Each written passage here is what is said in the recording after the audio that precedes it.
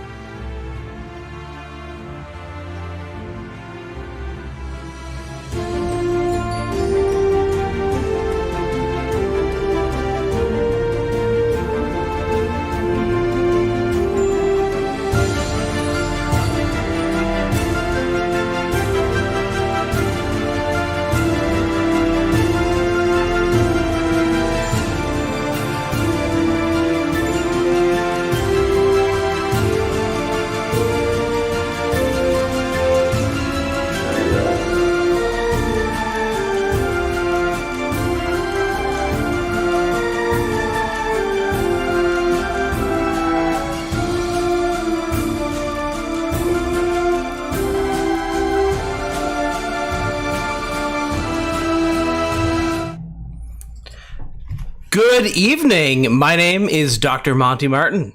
And I'm Kelly McLaughlin. And we are the Dungeon Dudes.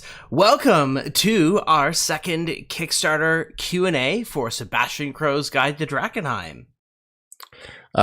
If you guys don't know about Sebastian Crowe's Guide to Drakenheim, it is currently live on Kickstarter. It is filled with player content, a brand new class, a bunch of subclasses, new spells, new tool feats, contaminated magic, and a whole bunch of lore about the world of Drakenheim.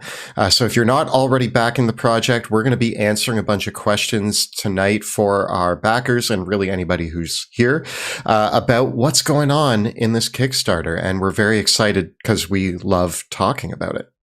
Yes, and also, I just want to take a moment to thank everybody in chat that is wishing their such nice heartfelt congratulations. Last Friday I successfully defended my PhD dissertation, performing technology, interactive dramaturgies, and interface metaphors, and while I have a few minor proofreading matters to address before my thesis is published, and I won't have my graduation until later this fall. That is the journey there of my graduate studies. So thank you all for the for the well wishes. It's been a very long and interesting road, and so I'm very happy to have defended. And I also just want to give an amazing shout out to people like Kelly and my partner Kirsten, who have been my friends and partners for partner through almost the entirety of my PhD, as well as my PhD supervisor, Professor Anja Buddha, who saw me through this whole mess. So it really was a long process. But now we're going to talk about some D&D stuff. Yeah. No, I'll just finish off by saying like it's so cool to see all this happen, and I don't know, I'm really happy for you, and now every time I walk into the basement to film, I have to call you doctor, and actually before we jump into other people's questions, my question for you, Monty, was it your intention 4 years ago when we started designing the apothecary together that you would release it alongside becoming a doctor? No, not at all. Because I think even I'll be perfectly honest. 4 years ago, I wasn't sure if I was going to even finish my thesis. Fair. Yeah. I took my sweet time with this, mostly because for most of my graduate studies, I was still working professionally as a theater designer, and then Dungeon Dudes happened. So I found it. I was not able to actually. A lot of graduate students have the luxury of being able to. Well, not many actually, because many of them are teaching, but some graduate programs you're able to just do your research and writing 100% full time and finish in a couple of years. But for myself, I was working all my way through, so that was quite a hurdle. I'm just grabbing everybody's questions and putting them in a document. We already have a lot. I'm excited to just chat about all this. Right now, just grabbing everything. Oh yeah, you are all over that. All right, thank you, chat, for all of your questions. Unlike our normal Q&A, quite often we do our Q&As for our patrons only. We have done one just a few weeks ago, so this time we are taking any questions from chat regarding Sebastian Crowe's Guide to Drakenheim. We might mingle in a few other questions just about running tabletop role-playing games and otherwise, so feel free to shoot your questions in chat. Obviously, we can't always get to every single question that we get asked, but we're going to try to get through as many of them as we possibly can. And of course, there's a whole bunch of answers to your questions on a few other places as well. So if you have questions about the Kickstarter, how things like shipping or our backer kit will work, or how to do a pledge on Kickstarter, you can find a lot of that information on our Kickstarter page, which is in the video description below. We also have a link down there to the Ghostfire Gaming Discord server. Ghostfire Gaming is our publisher and partner on this project, and the team there can really help you answer a lot of questions that you might have as well about backing the project. And Kelly and I are also there answering questions about the content of the book. With that, I think I've grabbed enough questions to take up the first little bit. So sorry if I don't grab your question. There's a lot coming through, but I think I'm going to pause for a second and we can start answering the ones that I've grabbed. And we'll work through that. And so do you want to get started? Yeah, let's do it. Let's dive in. All right. I just grabbed everything. So I guess the first question from Tobias Willen is, how do you both grow such great facial hair? It's a magic trick. We're both bards and wizards, so that's the answer. And we also have pretty good barbers. I actually have to say, what happens to me is this is kind of like my peak facial hair. At this point, what happens is this side of my beard starts growing faster. You can see the slightest. I get that too over here. Yeah, you can see the slightest hint of it right now, where this side gets noticeably longer than this side. I think it's because I sleep on this side of my face most often. That makes so much sense. You've just blown my mind. Yeah, that's my only hypothesis, and that it's not actually longer. That this is it just spends a bunch of time like being pushed down. I think it's a combination of a good barber and good genetics. Yeah. Kevin Cassidy asks, what kind of new cosmic horrors can we expect to see from the space between worlds? For those of you who don't know, our latest, we just hit 800K on the Kickstarter, which unlocked a new stretch goal, a bunch of monsters from the space between worlds. Monty and I had a blast coming up with a ton of creepy monsters. Yes. My easy answer is there's going to be a lot of tentacles and a lot of eyes. Yeah. But many of these creatures are strange and inscrutable, so it was an opportunity for us to explore some cool mechanics in particular. So one of my favorite creatures is I think it's the Lurker on the Threshold. Yeah. And the Lurker on the Threshold has the ability to create octarine walls of force, but then it can also summon areas of shadowy energy where if you end your turn in the shadowy energy that it's conjured up, you take 10d6 necrotic damage and become contaminated. It sort of has this form of this writhing mass of tendrils that sort of bob through the air, and it views itself kind of as a sculptor of energy and reality. So it's creating walls of octarine energy, and then it's creating areas of shadow energy. And kind of the mechanical intent behind it is that it's this creature that really forces the players to move while they're fighting it, because it's creating areas that are dangerous, but also obstacles that you can't that you have to navigate around. And I think it also has an aura that it has a limited aura that it projects out from it in a line that if you're in that aura, you take double damage from necrotic energy. So you can be in this really bad situation where you're boxed in by its octarine energy, trapped in its conjuring shadow energy, its shadow crash power, and also in the aura of its necrotic gaze, and then you are really, really, really messed up. So make sure you keep moving. Did you just have that all memorized, or are you looking at the monster?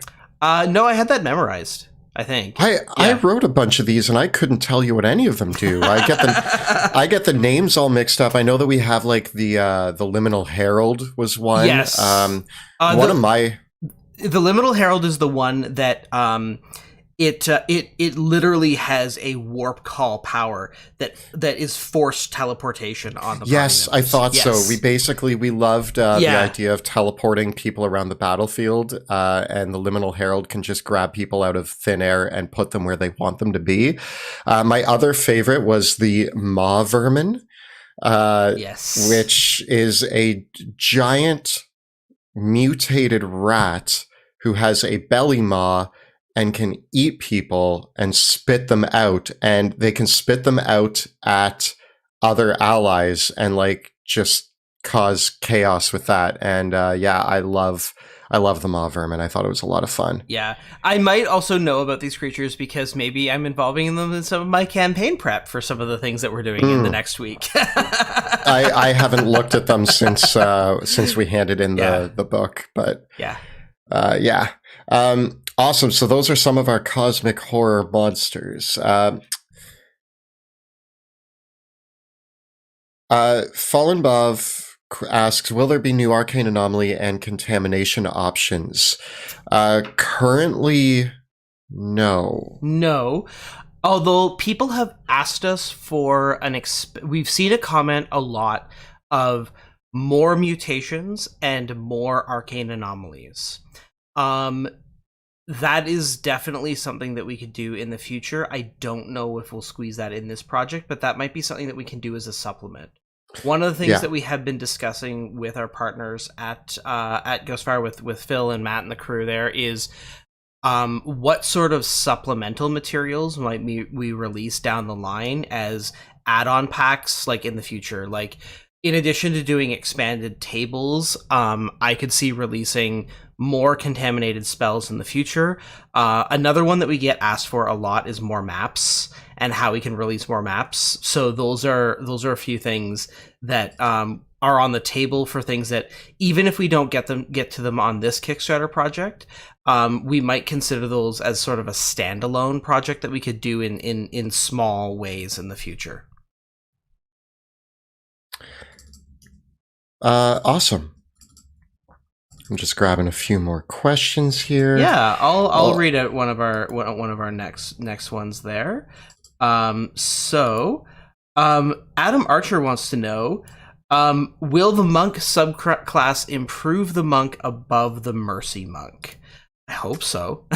Here's something I'll say. So if you don't know, we have 2 monk subclasses in this book, and something that was interesting is there aren't 2 subclasses for every class in this book. It's only occasionally when Monty and I were designing the subclasses, we kind of divided and conquered, but then occasionally we would have 2 ideas for one, and sometimes those ideas would overlap, and so we would just make one subclasses. Other times we would come and slap down 2 completely different subclasses. And what was great is that both Monty and I went on the mission to create what we thought an S-tier monk would look like. Yeah. And I love it because we went in 2 completely different directions. So I hope the tuning is right. One of the things that for those of you that are going to be joining us in the playtest, is one of the goals with both of these monks is to open up the possibility for these monks to compete with the likes of paladins, barbarians, and fighters as damage dealers. So we have looked and been like, okay, I think for both Kelly and I, one of the biggest things that we both agree on that the monk should be able to do is do a lot more damage than it does already. Yeah. And so you will, like, if you've seen the other monk subclasses that already exist in the core rules, this is definitely a, like, whoa, that's a lot more damage. And that's our intent, but we also want to make sure that that feels right. So as an example, the Way of the Arcane Hand Monk, they get spellcasting, and their 6th level feature, when they're concentrating on a spell, they add the level of the spell they're concentrating on to the damage of their unarmed strikes and monk weapon attacks.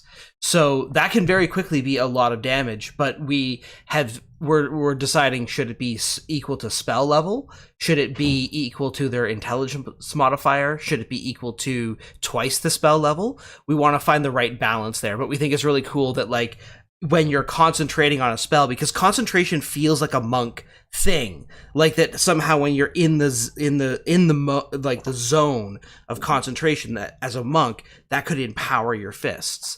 So we want to find the exact right number that adds to the monk's damage with the spellcasting progression that we've given them.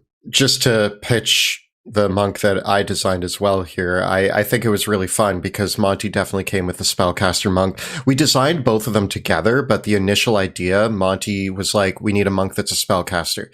And I came and was like, we need a monk that can use pole arms.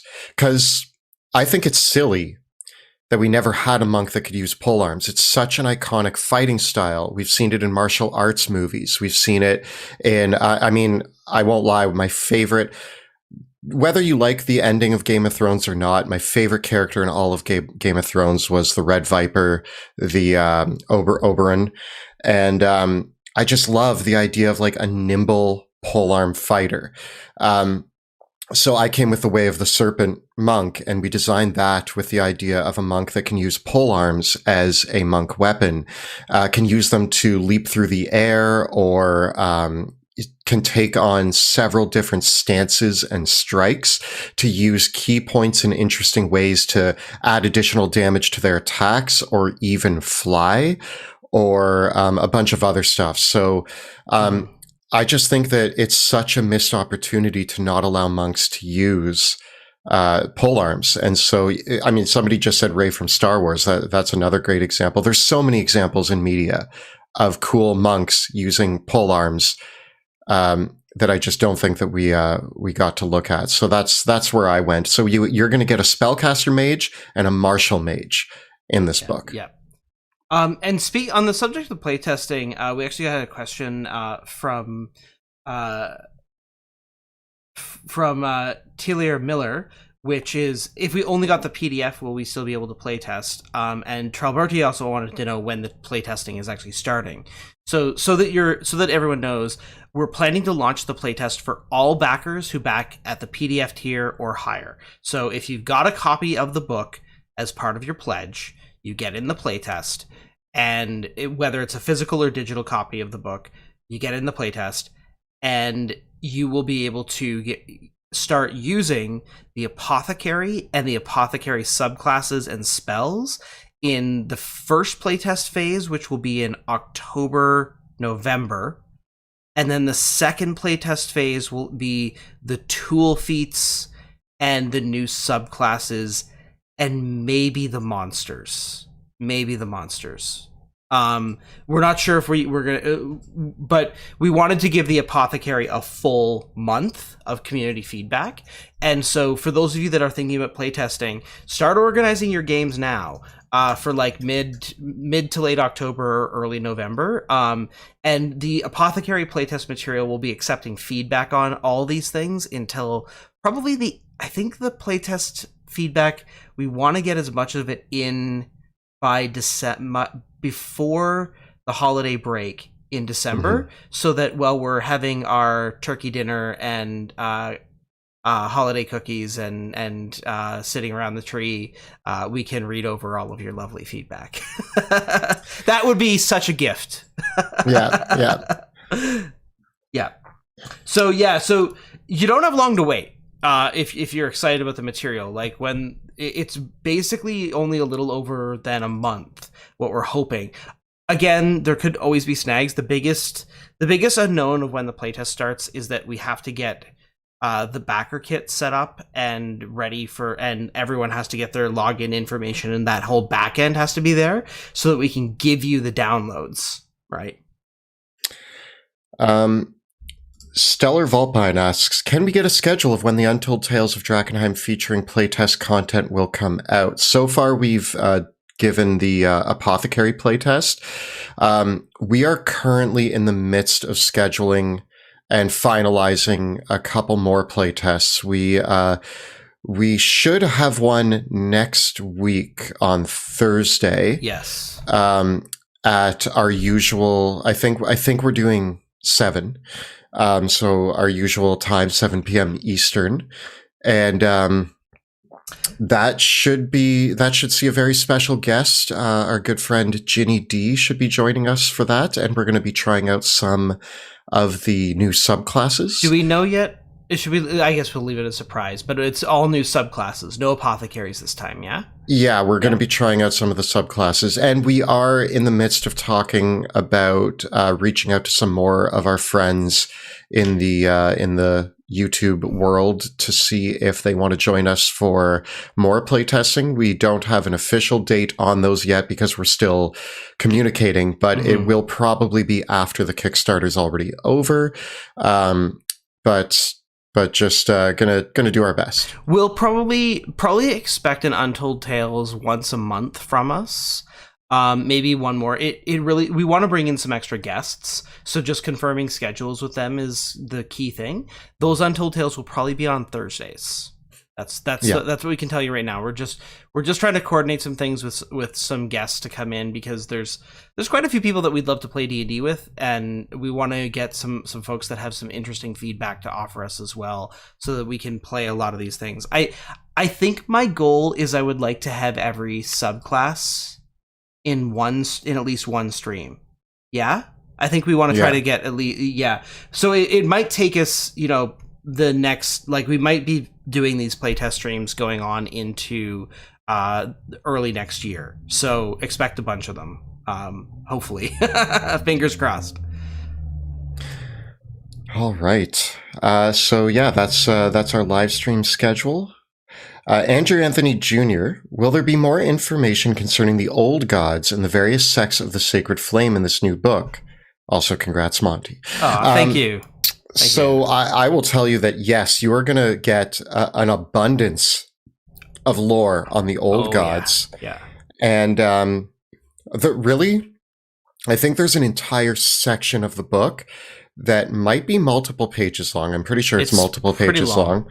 That is dedicated to the religions of the continent. That's the Sacred Flame, the Falling Fire, and the Old Gods. And actually, probably one of my favorite things was, as we were detailing the Old Gods, we really got to dig into all sorts of elements of what they looked like, what their symbols were, my favorite bit was what their rituals look like. So if you're playing a character inspired by the old gods, you actually have some like role play potential with looking at the way that their rituals work, the way that people who worship that old god conduct themselves. One of my favorite ones, Monty, remind me the name, the god, the smith, the god of smithing. Gavin. Gavin. So those who worship Gavin, a lot of dwarves worship Gavin, and the followers of Gavin always have a singed finger on their left hand, the ring finger on their left hand, showing their commitment to the god and to the forge, which I just thought was like a fun thing. And they all the old gods have various sacred animals. So in the case of Gavin the Smith, their sacred animal is the gopher. And so often you'll see a statue of a gopher in a blacksmith's workshop. Even worshippers of the sacred flame, who are smiths, still heed some of the old gods in kind of small ritual ways like this, where they'll keep like a statue or a keepsake or something like that. One of my favorite things about the old gods, though, is that they are not consistent in their mythology. So there are varying accounts. Danu is Mother Earth, but there are varying accounts over which of the old gods are Danu's partner, and which of the old gods are Danu's sisters, and which of the old gods are Danu's daughters. So, one of the stories is that the sun god Lo and Danu made the earth together, and that the sun god nourishes the fields and the plants, and Danu made it. But then there's a competing legend that says that Gavin the Smith that Gavin the Smith is the husband of Danu, and Gavin forged the earth out of stone as a gift to Danu so that she could fill it with life. And other legends say that no, Cromac was the one who made all the animals and all the life, and that all the life on Earth was actually, the humans were stolen from Cromac by Arwen the Moon Hunter when she took humans under her wing and tamed them, and that before Arwen stole humanity from Cromac, they lived as beasts. So there's all these varying stories about humans, how, like, which of the old gods is the god that actually created humanity. My favorite is that Shagarak the Trickster is actually the one who created life as the greatest joke of all. So which god was it that and maybe it was none of them.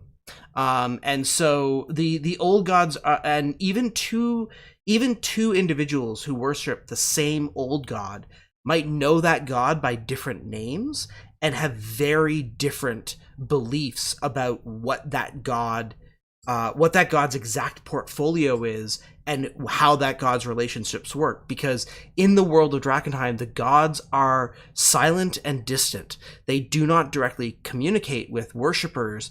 And while the legends say that they did walk the earth, there is no one in living memory could actually tell you of that time firsthand. It's all legend. So we kind of live in that kind of space with the old gods. There is even a heretical cult of the sacred flame that believes that Saint Tarna did not exist, and that Saint Tarna is in fact an incarnation of Nuada, and that the sacred flame itself was created by the old gods to protect the earth. So there's lots of deep heresies in here. Yeah, that was one of the fun things, is there's so many depictions of the old gods and so many contradictions. But I think my favorite thing, like, just to kind of even go beyond the old gods, my favorite thing about this book is that each little section, every paragraph in the book, when I read it, I, as a player, get inspired about the types of characters that I can create, the role-playing that I could bring to the table just by reading about an old god or a religion or any of that. So it's been really cool to just kind of, I don't know, even reading over our own book, it's just like full of lore that will inspire both players to create new characters and inspire DMs to create adventures. All right. Jeremy Johnson asks, any secrets about Sebastian Crowe himself that you're willing to share?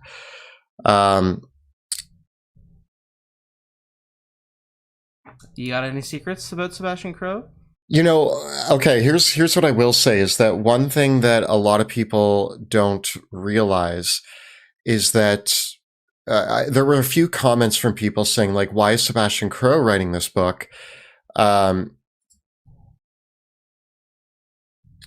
Why is Sebastian Crowe writing this book when he hasn't traveled the world? There's characters that have traveled the world a lot more, but I think people forget that one thing that was stated at the very beginning of our stream is that Sebastian Crowe had been working for years as a bounty hunter for the Amethyst Academy, traveling around the continents, and finding like rogue wizards and kind of traveling all over. And not only that, but he went to school in the Eastern Vale. He spent some time in the Isles of Skye. So one thing that I think a lot of people don't realize is that Sebastian Crowe has been around the world and is much more worldly than he might come off in the show. And it's been really fun to kind of write a bunch of quotes, which you're going to see in the book, from Sebastian Crowe's perspective as he toured around the world, and kind of get an idea on his opinions of all sorts of things. Getting a lot of spam in chat, aren't we? Yeah, we are. But that's okay. We'll deal with that as we need to. Okay. What's our next question? We have a question from Zacharifa. What inspired the Bard subclass in this book? What is their cool thing? Ooh, so this is the College of Doomsayers Bard. And so the College of Doomsayers Bard is very much, I think, inspired by, For Whom the Bell Tolls in many ways. And in my opinion, it really is that song that ends the earth sort of vibe, right? Like, it's the song for the end of the world. The bard that has been struck by visions, that has been struck by the doom that is filling the world of Drakenheim, and is singing that song for it. Yeah, I had a lot of fun with the Bard. We were trying to think of something original that felt Drakenheim-y. The Bard isn't necessarily tied to contamination like some of the subclasses, but we thought that, with the world the way that it is, a sort of prophetic doom Bard is something that we thought was really interesting. I love the vision of, like, bards can be great artists or painters, but here we have a bard that walks around with the end is nigh sign on their chest, with a bell ringing and yelling that the world's going to end soon. And I just thought that was a really fun image of the bard. Yeah. So I quite like that element of it.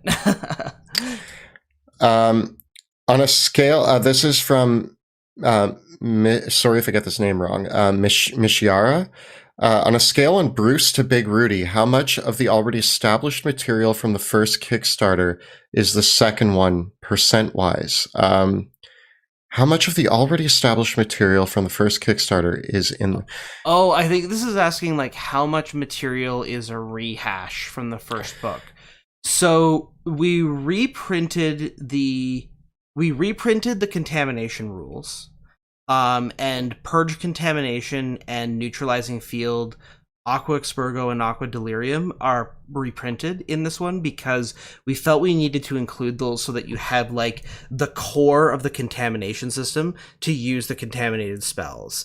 And, like, I guess beyond that, we talk about the factions. I think we give, like, each of the original Drakenheim factions, like, a paragraph or two, and several of the other the faction leaders from Drakenheim are explained again, but they get new personality traits that you can use. So whenever we talked about something that was in the original book, we tried to provide new material to go alongside that. I really couldn't tell you what percentage of it that it is, but it's not much. Like the vast majority of this book is like the not even the vast majority. 95%. Yeah, like I think the only places where there's like a little bit of overlap where some people be like, "Oh, I know this." It's like there's not really anything new about the followers of the Falling Fire in terms of their overall lore, right? I think there's just some new NPCs that you can use and some new plot hooks for them. But like we felt like we needed to explain a little bit of those things so that anyone who is working with the book could still like have context. Grabbing more questions. Yeah. Thank you, chat, for so many questions. And we're trying to keep on top of them all. Yeah. Okay. So James H wants to know, I back Drakenheim and I want to back Sebastian Crowe's, but I'd love the virtual tabletop stuff, but I'm unsure of which tier I should back, or if I can lower tier and pay extra for it. If you just want virtual stuff, I would back at the PDF only tier, and then in backer kit, get the VTTs as add-ons. That's what I would do. Because that will give you access to the PDF for the book, and so you'll have that, and then you can add both the VTTs as add-ons, assuming we unlock Drakenheim, Dungeons of Drakenheim, that stretch goal. So that's what I would do if you just want that. That's kind of like the impromptu virtual bundle. Yeah. We have a question here from Aiden Templeton. Will we see more lore or locations talked about in other planes? An interesting premise for the setting, I feel, would be to be the pioneer of extraplanar mapping, as it is unheard of. What I will say is this book focuses very much on the continent. There is a section that details the planes in our world, but not much more than a paragraph. Now, the monsters for each plane. And the monsters, obviously, we riff on the idea of what plane some of the monsters come from, and we do have references in the book about what planes some of our creatures or some of the ancestries would come from. So it's dabbled in, but I think we would do an entire separate book about plane hopping in the world of Drakenheim and what that looks like. Yeah. So that... Yeah. The reason why, from a world building perspective, Drakenheim is about the conflicts of mortals in the face of a cosmic disaster.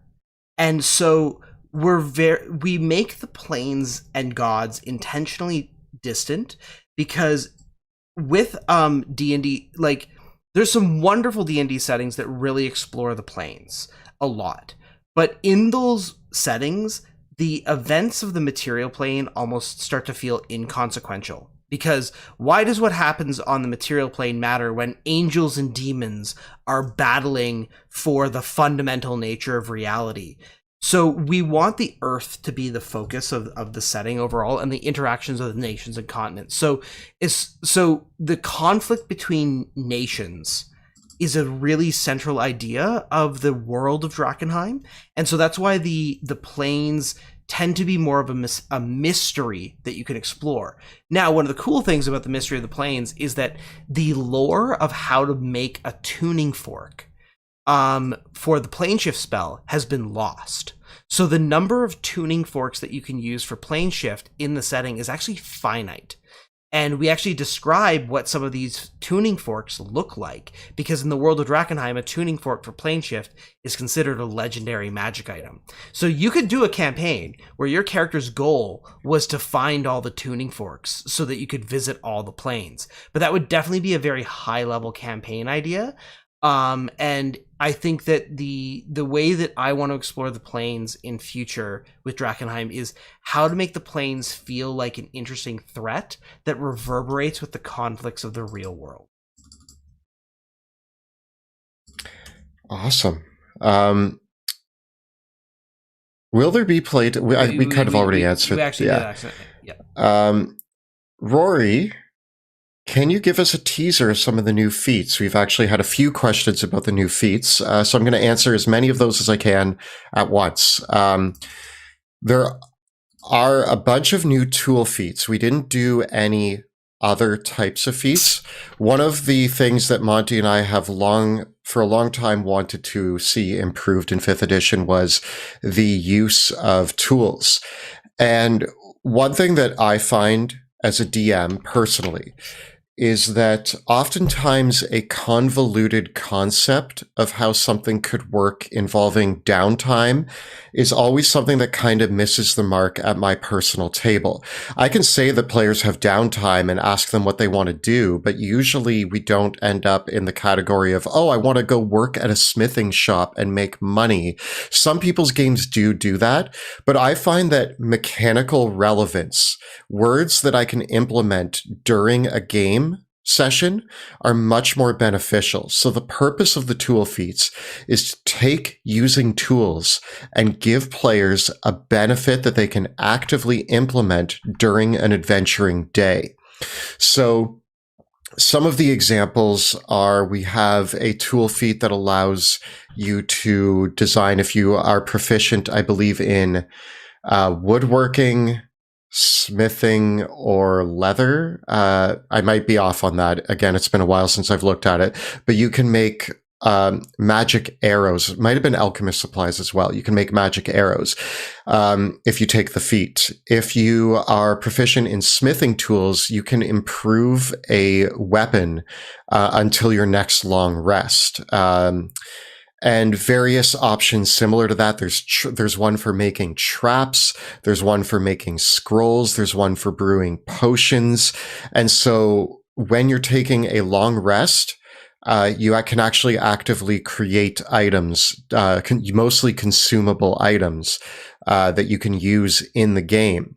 Some of the feats also offer cool things, like the one that allows you to brew potions gives you advantage on charisma checks when talking to potion shop owners. So you can actually talk shop with people who know as much as you do. So that's kind of one of the fun ways, because I think it's cool. Like, if you're a professional potion maker and you're talking to a person in a potion shop, when they start describing ingredients, you can actually get into it. And I thought that adding a mechanical benefit to just know that your character can actually dig into some of that was really cool. So that's a quick overview of what our tool feats are going to be doing. Okay, so I'm excited about those tool feats. I quite like them a lot. Yeah, and a lot of them too, they have like a ribbon to them as well as a meaty feature. Yeah, that was kind of the goal. Yeah. The next question here, what sort of actions or events would draw the attention of the old gods? This is from Jay Rodriguez. And I have a dramatic answer for this. I know what you're going to say. We agree on this. Go ahead. Not even the end of the world would draw the attention of the old gods. Oh, that was a dramatic answer. My more mechanical answer is we have a section in the book that details that the gods are distant in our world. Yeah. And that is something that's very important here. A lot of people have brought up questions about, how does divine magic work? Like, how does divine intervention work? All abilities that classes have still work as advertised. But clerics, when they call upon their god to like intervene, or they call upon their deity to give them answers come, but it's not a big voice in the sky or anything. Nobody actually knows how the heck any of that works. It just kind of happens. Mm-hmm. So the devout people believe the gods are out there, but it's much more human and real world in the sense that the belief in gods does not make them present. The belief in gods, in our world, the one thing that's obviously not based on real life is, yes, you get divine magic, but it takes meditation and study and commitment. But the gods never show up. They never appear. Nobody actually knows where these powers are coming from. They're all just guessing, and they're faithful in what they believe. It could very well be that the mortals of the world of Drakkenheim are very mistaken about the nature of the gods, and that all the stories about the old gods are literally just stories. And that whatever divine forces are out there that are giving the clerics and paladins and druids their magic are working on a fundamentally different premise than what the mortals that are harnessing that power believe in. And this is why now there are entities like angels and demons that exist, and there are people that think that they have drawn, like, that think, oh, that was weird, that was a miracle, that was inexplicable and bizarre. But this is a world of magic, and a world of magic that the mortals that live in it don't understand very well. And so when you have mortals flopping about in the darkness, barely understanding and grasping for meaning, what do they do to survive? They make stories about their world. They reach out for their beliefs, and sometimes something answers them. What is that thing that answers them? Just for the briefest glimmer? Well, they call them gods. But is the truth of the old gods what mortals believe the truth to be? Or is it something far more bizarre and inexplicable? There's a good chance that the clerics and the warlocks are worshipping the same creatures. Yeah. So, any news, this is from Gavin Corden, any news on, or an info on the Paladin subclass?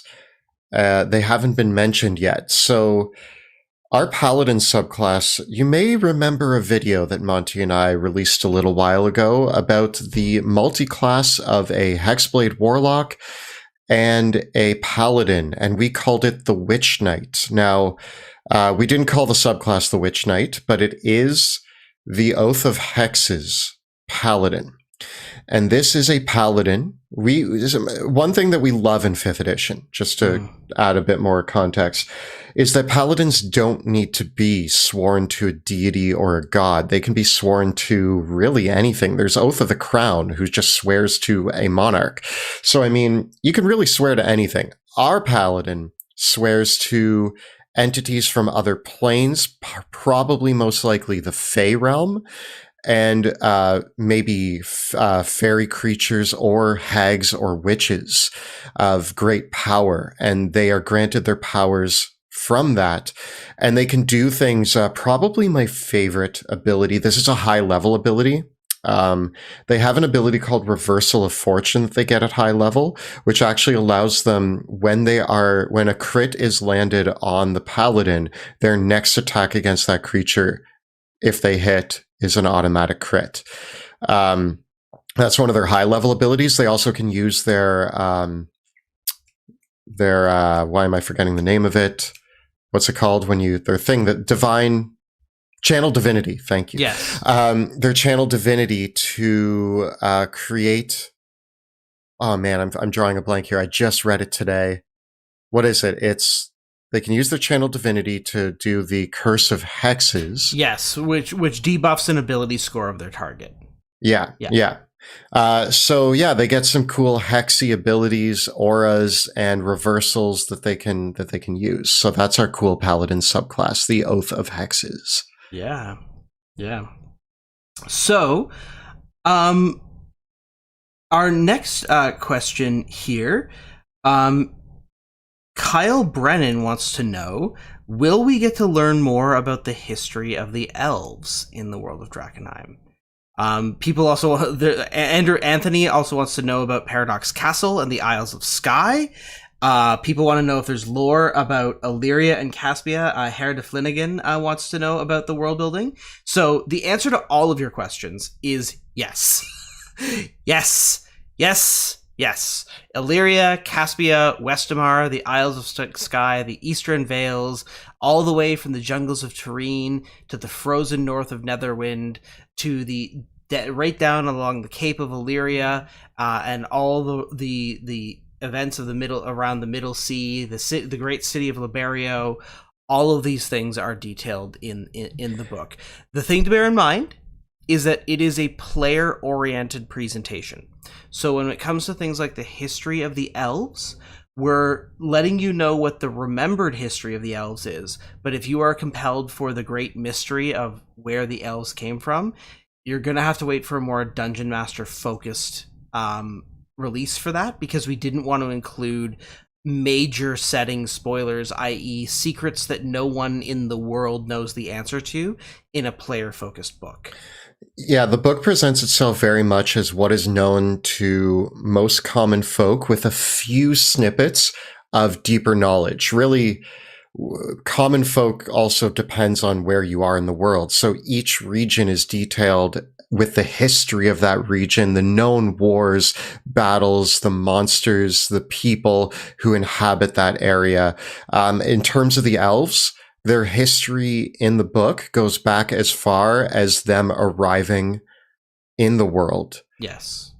And there are rumors and myths about what happened before that. So you're not going to get all the secrets. You're going to get mysteries and clues. Yeah. And just some cool ways to implement that. But no elf even living in the world fully knows exactly where they came from. So... yeah, but there is a lot of elf lore, I think, in the book that's still really cool. Yeah, so Kyle Brennan actually commented, "Oh, a DM-focused book confirmed." Well, our next stretch goal is to add for add-ons for some adventures that would be PDF downloads, and so those might have some spoilerific things in them. Probably not all the secrets, but some. So in general, my kind of prevailing belief is that if we're gonna spill the beans on a major setting secret, that it's probably best done in the context of an adventure.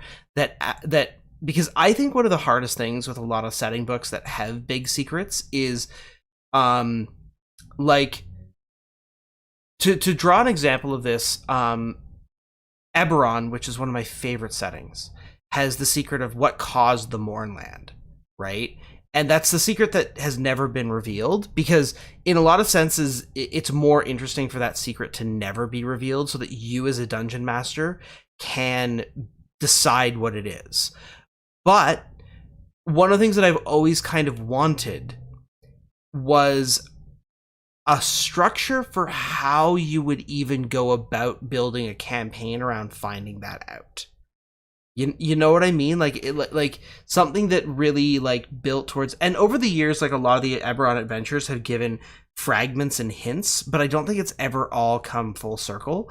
And so I think that when it comes to big setting secrets like that, they tend to be the type of things that are revealed at the end of a campaign.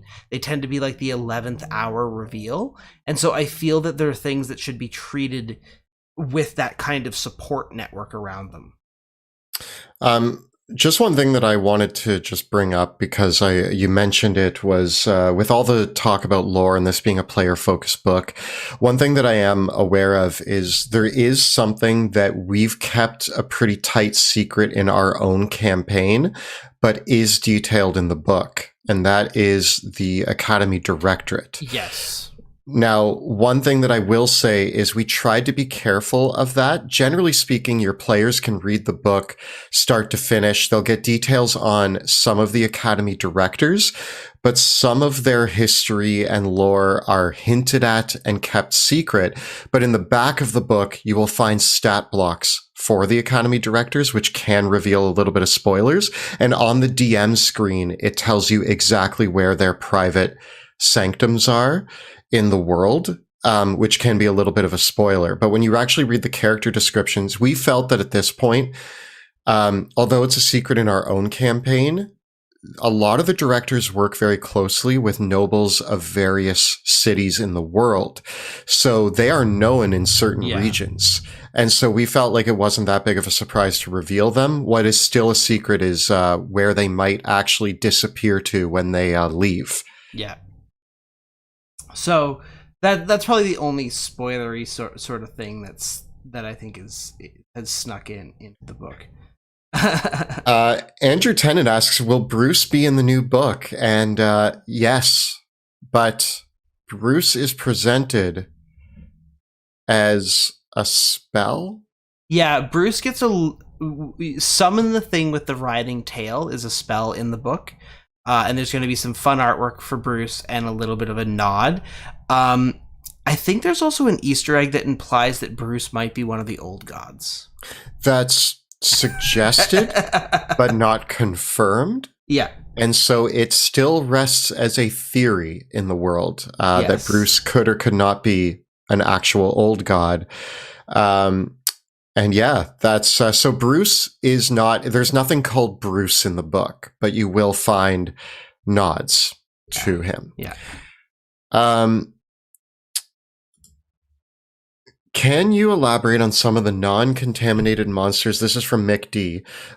In the continent. Kelly mentioned dragons in the Livestream campaign. Yeah, so one of my favorite things is there are 5 prominent dragons still existing in the world, and writing their lore and personalities was a ton of fun. Yeah. We have some really, really mean ones, and we have one that might be my favorite. I don't want to give too many spoilers, but I will tell you the name. Opularis the Wise is my favorite of the dragons we created because he's such a curveball away from most of the dragons. Most of the dragons are like, don't wake the dragon, it'll eat you and kill you. Opularis the Wise may or may not be one of the most powerful mages in the entire world and has their own system of training apprentices that you can read about in the book. And there is a personal quest in the book that if you are Mageborn, perhaps you want to seek out Opularis the Wise and become their next apprentice. So that's one of my favorite little tidbits. I love the dragons. Any other non-contaminated monsters, Monty, that you love? Yeah, I mean, I think that we just have so much going on with Caspia. Like, Caspia loves their monster slayers and monster hunters, so there's all bits of great, like, where do wyverns dwell, where do the Caspians fight their trolls, and all that good stuff. I think there's some interesting things that we've done with giants as well that I would love to expand further in the future. And then beyond that, there's a lot of like cool plot hooks. One of the things that I really love is the random encounter deck, and all the ways that we use a lot of the monsters in there too, right? So monsters have been an interesting part of like monsters are rare in Drakenheim, and I think that one of the things that I enjoyed about that was that it meant that a monster showing up is a big deal in the world of Drakenheim. Like, there was a war fought over who gets to claim the skulls of a Hydra, because that was a significant achievement to slay one. So all those sorts of things are important parts of the setting.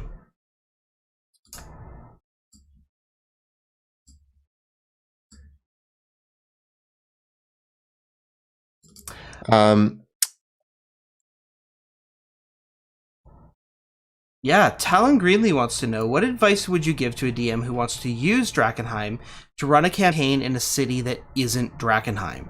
I want to run a dark fantasy game in a flying city.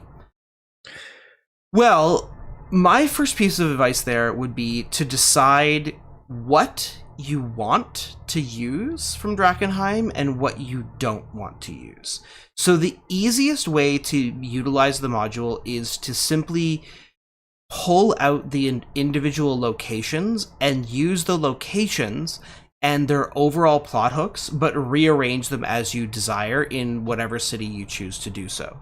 So, like, it's very easy to pick up the Rat's Nest or the Chapel of St. Brenna, or even Buckle Down Row, or even the Inscrutable Tower, and just pull it out of Drakenheim and come up with some other explanations for why it's there and run those as one-offs. If you want to use more of the faction intrigue, you're going to need to kind of pry apart the politics of the world of Drakenheim from the factions and remap them onto the politics of your setting. Yeah, I think that one thing to note is that the Drakenheim module was always intended, both the Dungeons of Drakkenheim and Sebastian Crowe's Guide to Drakkenheim are intended to not just fill out the lore of our world and present a really cool and thematic campaign, but in Dungeons of Drakkenheim, all of the adventure sites are kind of part of a bigger story, but they're also in their own little bubble that you can easily implement into whatever system or campaign you want. With Sebastian Crowe's Guide to Drakenheim, yes, it's a detailed lore on our world, but all of the player content is setting neutral, definitely inspired by our setting, but just because our setting has a lot of smugglers in it, so we made the smuggler rogue, doesn't mean that you can't use a smuggler rogue in whatever setting you want.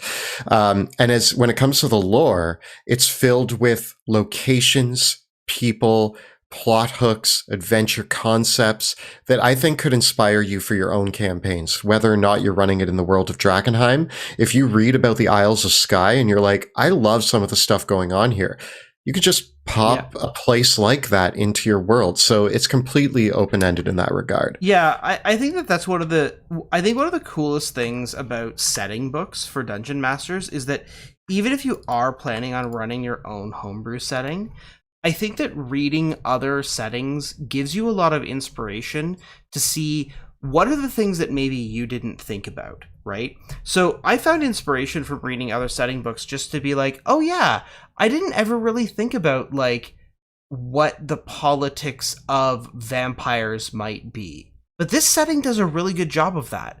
How do vampires fit into my world? Or sometimes you might read a setting and be like, oh, this setting does a really cool thing with deserts. I really like how the setting like created this desert that is on the edge of a volcanic wasteland. And maybe what if I took that desert that's on the edge of a volcanic wasteland, but then put it up against this glacier that's in this other setting? And so I do find that like ultimately you're going to remix ideas. Like really and truly, there's no new ideas under the sun. And oftentimes the artistry of world building and the artistry of making something new comes from remixing and reconfiguring things that you've experienced, that you've read about, that you've seen. So I do find that reading other settings is great inspiration. And of course, you don't have to worry about ripping off anybody when you're just DMing for your own group of players. Players are probably never going to know. Yeah, I mean, I've talked about my home campaign a lot, but my home campaign, which is aptly titled Tavern Tycoon, my group of players own a tavern in Waterdeep and are trying to make it better than the Yawning Portal. I used the Tales from the Yawning Portal book. I used the Dragon Heist book, and I just ripped out chunks, whole cloth. And not only that, but like, I use monsters and ideas from the Ravnica book or from the Ravenloft book, and grabbing a campaign guide or a setting guide does not mean that you need to run it whole cloth. I just find so much inspiration in every D&D book that I can just pick apart and use what I want, and I hope people find that in our book, and I think that we've done an excellent job at presenting that. I like this question from James Saunders. If you played an apothecary reanimator, would you be able to deliberately mutate your reanimated thing to make it stronger? The answer, in short, is yes. The one thing you need to keep in mind is that if you allow your creature to get contaminated and turn into a horrible monster, the DM gets to decide what it turns into, and it is now under the DM's control. So now it will probably attack you and your friends. So I would be more specific and say that it gets stronger naturally as you level up. Yes. And you do have some options to choose from. So I think that would be a cool way to reflavor as well. And because you do get to like stitch it together, that's kind of built into the design of the reanimator.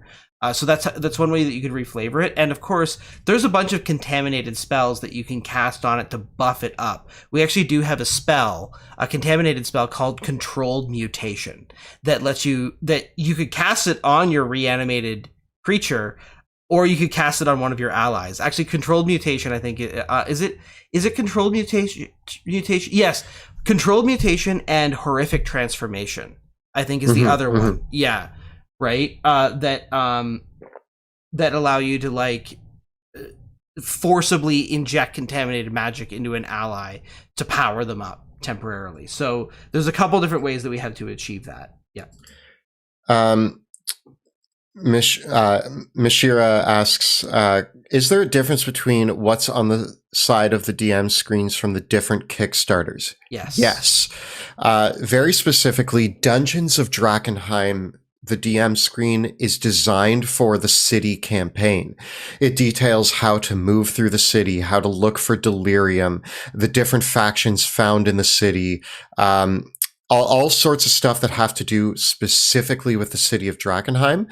Sebastian Crowe's Guide to Drakenheim, which is about the larger world and the whole continent, details information like the rankings of Silver Order and High Flame Keepers, sort of the ranking system there, the Amethyst Academy, the way that they operate, the different old gods, what their symbols are, the various houses of Westamar, Caspia, and Illyria, the different nations. It really details the information that would be relevant for running the entire world. As your characters, this book is designed to inspire campaigns that move beyond the walls of Drakenheim. And so we try to include information on the DM screen that allows you to just have quick reference to all the really important names, organizations, and locations that are going to be relevant as your players tour the whole world. If you're setting your campaign in Illyria, Caspia, Netherwind, Orleone, any of the new nations that we've created, you're going to have information on that DM screen to get you there and to help you remember what's important about those places. One of the things that I find just so important when I am running a setting is just having a quick reference to like, who are the major famous people in this world that everyone knows, right? Everybody in the world of Drakenheim knows who Divine Matriarch Mercy the Fifth is. There's not a person alive that really wouldn't recognize that name given her notoriety, or wouldn't know at least that the Divine Matriarch is an important person. Most people are going to know who the monarchs of the nations are, like Venus Joplin. So we wanted to make sure that those things were identified so that as a DM you have a quick reference point. Yeah. Storm Winchester asks, and what advice would you give for new DMs trying to make a campaign module? That's a big question that I could talk for a full hour about, but I'll try to condense it. First of all, the big question is, are you making your own campaign module for your homebrew setting that you're going to dish out to your players? Or are you making a campaign module to sell on DM's Guild or attempt to publish? The essence of those is extremely different.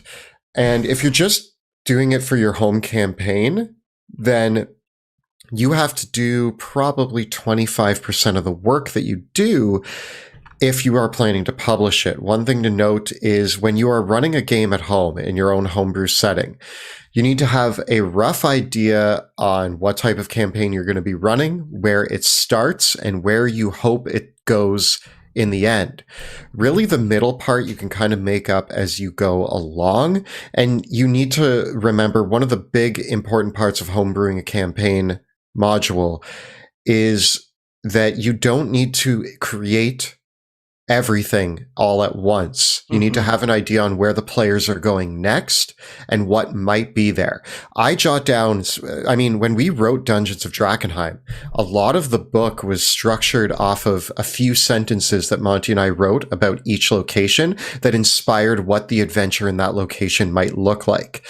If you are planning to publish a book, then you need to actually flesh out everything and decide where you're publishing it and kind of know a lot more about your world. I feel like I could give a big answer here, but Monty, I'll let you jump in. Just to say that, like, my other piece of advice would be, if you are a new DM and you're inspired to write and share something, get your campaign under your belt and take good notes and then write the book. Definitely for Kelly and I, writing Dungeons of Drakkenheim, we had run the whole campaign first, and then we wrote it as a book. And so we had to go from the notes and do that translation process. And I would say that's definitely the best way to do it, if you can. And because there's a difference between writing notes for yourself that are your DM notes only need to remind you of what you have prepared. My notes to run a session, my prep, is point form notes and oftentimes a couple words and photos, because my brain remembers what I wanted to do, so it puts together the rest. But when you're writing a module for someone else to run, you have to actually put those thoughts that are in your head onto a page so that you can communicate to someone else. And that's actually a very different skill. And sometimes it's also best to know how it actually went down first. And then you'll know there's more things that you need to write about there. So it's a big undertaking, and I would say that, you know, if you have ambitions of doing it, amazing. That's so awesome. Get some games under your belt for sure. If you feel like you're still a new game master, I would finish your campaign and then start thinking about the writing process. And in the meantime, read a lot of books, write a lot of prose, take really good notes. And then once you get to the point when you're going to sit down and write it, it's going to write itself. Awesome. Matthias the Wanderer asks, how difficult did you find it to make a monk subclass that felt powerful without giving it something blatantly overpowered? Here's my interesting answer for that. With the monk, Monty and I did not care if we made it overpowered. I think we actually got some notes from the editor being like, are you sure about this? And we're like, we'll see how it goes in playtesting. And I think the problem is that when our editor looked at it, not that our editor's amazing and actually gave us so much amazing feedback. Chris was awesome, yeah. But when he looked at the monk, I think he was comparing it to other monks and being like, guys, this is intense. And we're like, yep. And we're going to keep it like that because we want to see if our monks can finally match a paladin, fighter, or barbarian in what they're capable of. So Monty and I have made the joke that when people are like, you guys should do a ranking video on your subclasses, and we say we can't because our intention with this book was to make high B+ to A ranked subclasses, with the exception of the monks, which are both S tier. Yeah. I would also just say that the biggest difficulty I found was I was continually frustrated with the base class of the monk. Yeah. Right? Like, because I wanted to increase the power of the class overall. I was like, I wish, like, my biggest thing that I think kind of now is I sort of feel that the monk should just get 4 attacks the same way the fighter does. I think that would be one of the first things that, like, that combined with maybe a change to how many key points they get and the cost of key point things would go a long way. But also a rebalancing of, like, feats in general, right? Like if there was a generic power attack feat instead of Great Weapon Master and Sharpshooter, but just like a power attack feat that anybody could use with any type of weapon, that plus the monk getting 4 attacks would at least keep them competitive in the damage department, and then we could start addressing, like, the other ways that they could contribute. Because definitely one of the things that I feel after having done the class tier rankings for all the classes, and I didn't realize this until I got to the end of the rankings, and I think we said this in the video that came out today, is I believe that for a class to excel in a role, it needs to have something other than just its skills.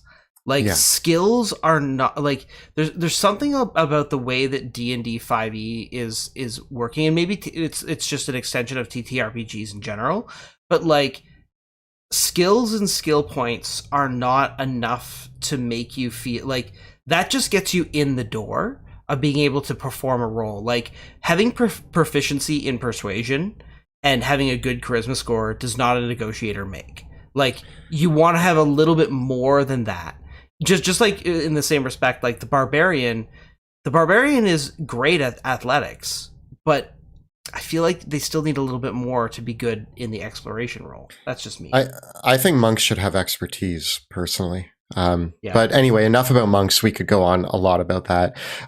JW Paisley asks, have you seen any physical version of the Duchess Mini, and how impressed are you with it? Two things on that. We will be seeing a physical version of the Duchess Mini very soon. But one thing I do want to say about our minis that I'm really excited about is we are going with a different manufacturer than the first one.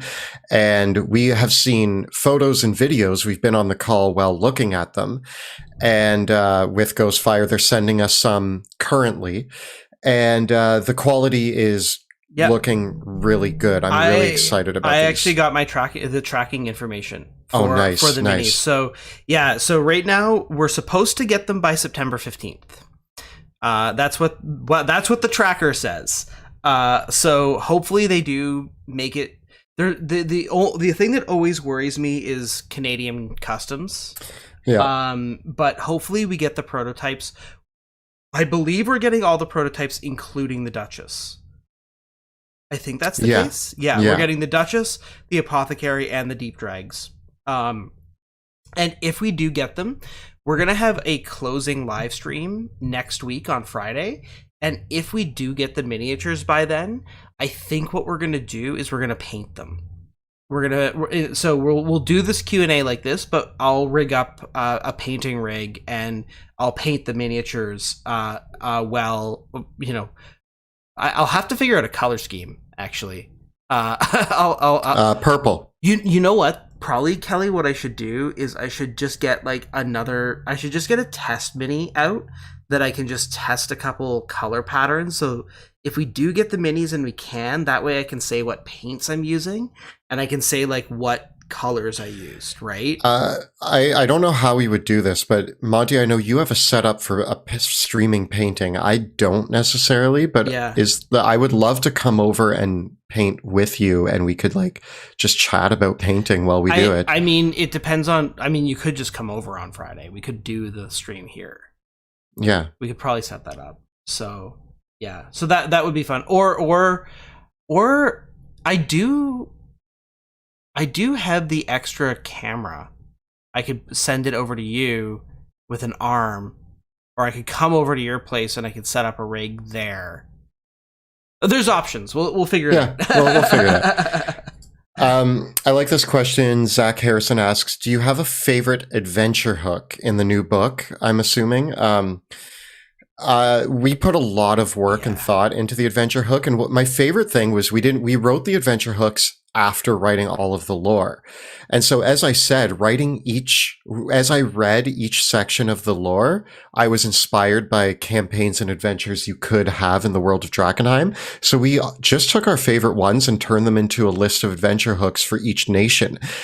Probably my favorite is the idea that, all of your players, this is a campaign hook more than an adventure hook. We have adventure hooks, rumors, and campaign hooks all mixed in there. So a campaign hook that I love is all the players play as members of a one house of Caspia. Mm-hmm. And you run an entire campaign in the 3 years leading up to the King's Moot. And the players are the group. One of them is the Prince-elect or Princess-elector, who needs to ensure that they win enough votes to win the King's Moot for themselves. And I just think that the implications and filling, as you read the lore, there's lore about all 6 houses of Caspia, who their leaders are, what they represent, what their attitudes are, why the King's Moot is important to them. And I just think that it's so fun to completely different than a Drakenheim campaign. It's all about boasting, glory, monster hunting, making relations with other nations, building the biggest castle, having the biggest muscles, getting the coolest sword, and trying to win that King's Moot for your family. And I just think that that's such a fun thing that can happen in our world. What about you, Monty? I really love, someone in chat also asked about, are there dwarves? and do Dwarves Have Nations. And yes, Kelly has had this brilliant idea for the Dwarven journey to the Deep Dark. That the dwarves believe that the heart of the world, at the heart of the world, is an ancient dwarven metropolis. They call this place the Heart of Danu. And that is, the dwarves believe that's where they came from, and that's how they survived an age of winter that once engulfed the entire earth. And for generations, there have been several graybeards who get the idea to try to find the Heart of Danu. And they set off into the deep tunnels of the earth in search of it, and they're never seen again.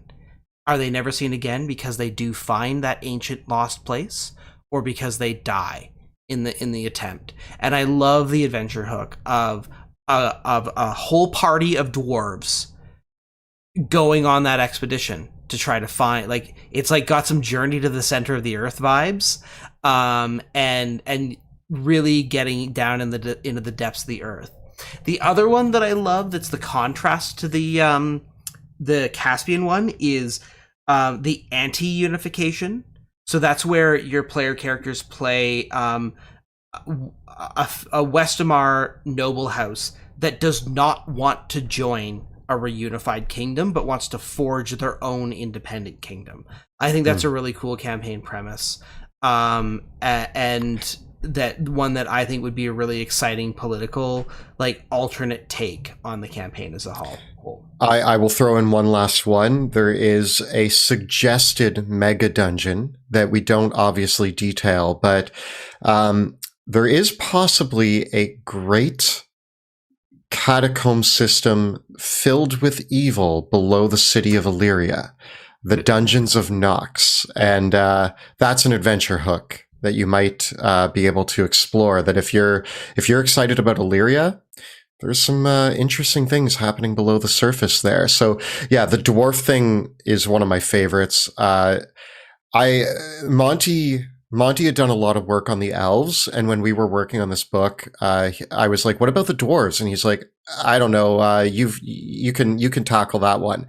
And for the first time in my life, I got to ask myself, like, what do dwarves mean to me, and how can I make them unique and different than everything else? And if I was riffing on something a little bit, and only a little bit, my favorite dwarves are actually in the game of Skyrim, when you find a dwarven ruin, and it's just full of, like, such mystery on what the heck happened here.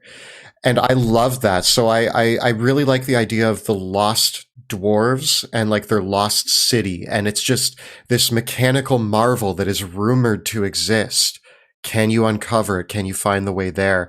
The dwarves, I really love digging into what they could be in our world, and I'm excited for people to read about it. Nice. So, Monty, I don't know if you want to answer the first part of this question, but I did really like the second part of this question. Mishara asks, if Monty would have been a player in season 1 or 2, what class and subclass did he have in mind for it? Second part of the question, and what subclass from the second Kickstarter is the gang most interested at the moment to play? For season 1 and 2, it's hard for me to answer that question, because I feel like if season 1 of 2 wouldn't have happened unless I had run them. You know what I mean? Like, I feel like it would have been if Kelly had been DMing, I think we would have done a world and a campaign of Kelly's creation. It wouldn't have been Drakkenheim. So I probably would have played a wizard, though. That's fair. What about I mean, in our one shot, you did play a Clockwork Soul sorcerer, and that was pretty awesome. Yes, I enjoyed that too. Subclasses from our book that we're most excited to play. I think for myself, I really like the Pathogenist. I think I could really see playing that character. I really like I really like the Apothecary so much. But if I'm picking another, like, I love all of my mutant children, so it's really hard for me to narrow it down to be honest. I have a couple favorites, and I know that I have favorites. I accidentally am playing favorites with my children, but here we go. In terms of Apothecary, weird thing happened here where the one that I thought was the least interesting when we were setting out to design them, I tried extra hard to make it interesting, and therefore it became my favorite, and that is The Exorcist. I was concerned about how to make The Exorcist work, and in the end, I got to playtest it off stream, and I fell madly in love with The Exorcist. I also think that there's a really cool vibe you get to bring with, like, you know, The Exorcist from the movies, where you have like the brimmed hat and the briefcase and you walk into areas to get rid of demons. Or you can go full Constantine, which we all know that Sebastian Crowe is kind of inspired by Constantine. But The Exorcist kind of doubles down on that idea. In terms of the other subclasses, I personally am very partial to the Path of the Old Gods Barbarian and the Way of the Serpent Monk. My martial monk subclass and my really, really beefy barbarian, I gotta tell you, I was playing a whole lot of God of War when I was like, I can't make this character in D&D the way that I want to. And right at that moment, Monty was like, hey, do you have any ideas for the barbarian subclass? And I was like, why, yes, I do. And there we go. I designed a barbarian that can throw people around, whip weapons left, right, and center, climb up monsters, grab them by the face, and slam them into the ground the way that Kratos does. So, yeah. Yeah. So much fun. Cool. This is a little bit of a personal question, but I just wanted to answer it because this was a very big moment for Monty and I. Bruce Stewart asks, how did the Toronto Fan Expo panel go? I was so pleasantly surprised. If anybody in this chat was at that panel, just thank you so much. I had a nightmare 2 days before the panel that 5 people showed up and they all started playing D&D instead of listening to Monty and I.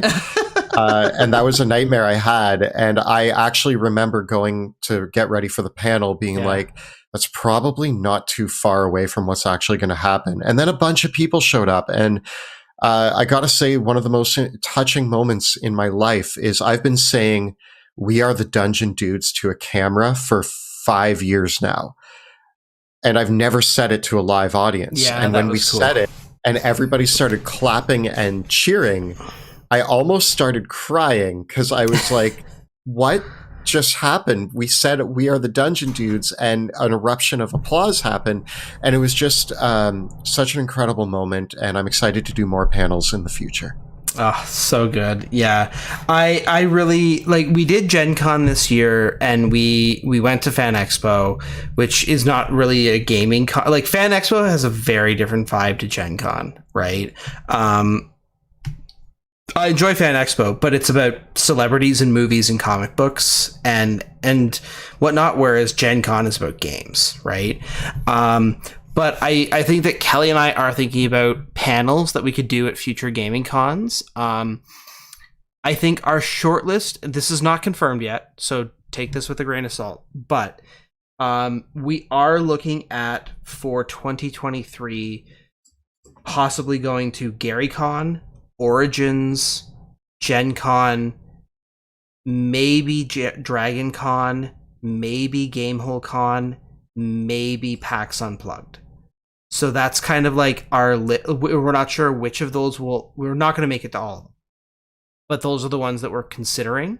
And we're probably going to be deciding which ones we're going to go to by the end of the year. So we actually might put out and try to do panels at all of those and try to do events, because one of the things that we also had a lot of comments on that we did do at Fan Expo and at Gen Con was some people had copies of Drakkenheim and they wanted signatures. And so we wanted to be able to meet with people and have chats and conversations and hang out.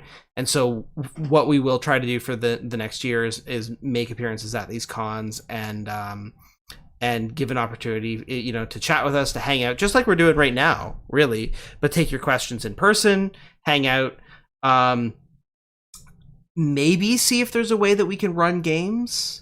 I don't want to promise that because that's hard, and the ways of doing that are challenging, because I can, like, Kelly and I can do a panel for 100 people, but we can only run a game for 4 people. So that's a bit of a we're tricky trying to thing. think of ways to implement that, but Yeah. more on that later. These are all ideas at the moment, but we had so much fun at Gen Con and Fan Expo that we now know that we love doing panels and we love meeting fans, and I love signing copies of Drakenheim.